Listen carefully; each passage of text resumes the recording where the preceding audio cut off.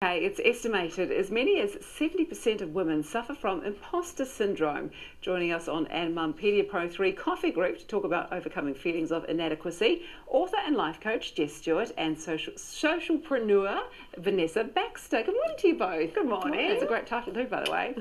Jess, let's start with you. What exactly is imposter syndrome? So imposter syndrome, Mel, is this concept that describes high-achieving individuals that have an inability to internalise their success. So it might sound like, one of these days, they're going to find out that I don't know as much as they seem to think that I do.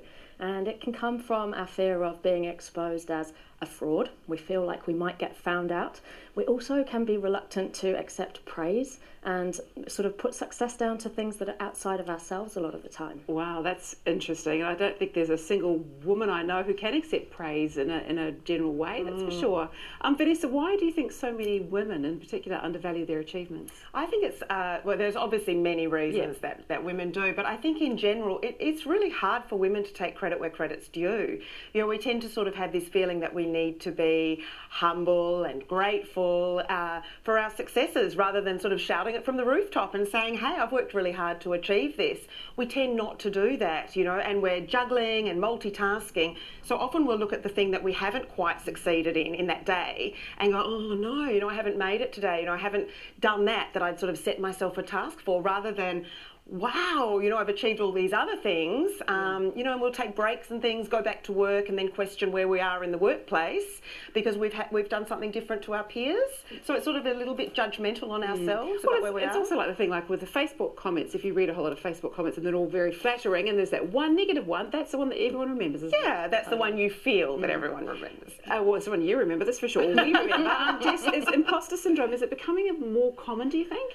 It certainly feels that way. I think it's something that becomes more common the more success we achieve, but also with the popularity of terms like authenticity and vulnerability, I think we're hearing a lot more about it. So we didn't used to like to admit to having a weakness. It was a secret that we kept to ourselves, but I think now it's more acceptable for us to admit to having these feelings of imposter syndrome, even if we're really high up in our careers. It's almost a trend too on social media, isn't it, to talk about those feelings. This is true. It's becoming fashionable now to have some vulnerability. I was going to say that. It's a bit on trend, isn't it? Vanessa, is it a case of putting too much value on other people's sort of opinions or perceptions on what we're doing? Well, I think in general with women in particular, we do tend to value other people's perceptions of us. So we will compare ourselves to others and say, oh my gosh, look at what she's achieved. I've done nothing in my life, you know. I'm here and I haven't done half of what she's done, so we'll tend to do that. But then there's the flip side as well, where we might be multitasking and juggling so many different facets of our lives, and then there may be a partner or a family member who says,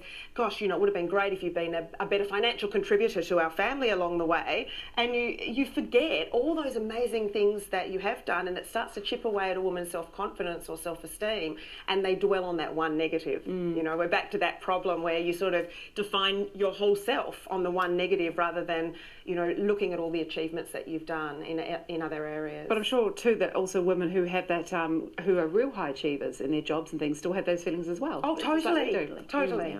So, Jess, how do mums returning to the workforce push through this feeling? Because I'm sure it's something that it is something I know from experience of not really belonging in either world.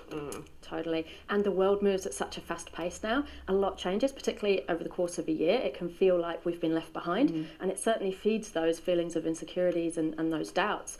I think for me, one of the top tips is about identifying some quick wins. So being able to rebuild that self-efficacy by having those quick wins and those things that we can start proving to ourselves what we already know that we're capable of. We just need that reminder. I think it's also important for us to understand where our role fits in the business that we're returning to, our career plan over 5 years, but also very importantly our life ambitions and the values that we hold dear, because I think the balance of both is so important. And our expectations.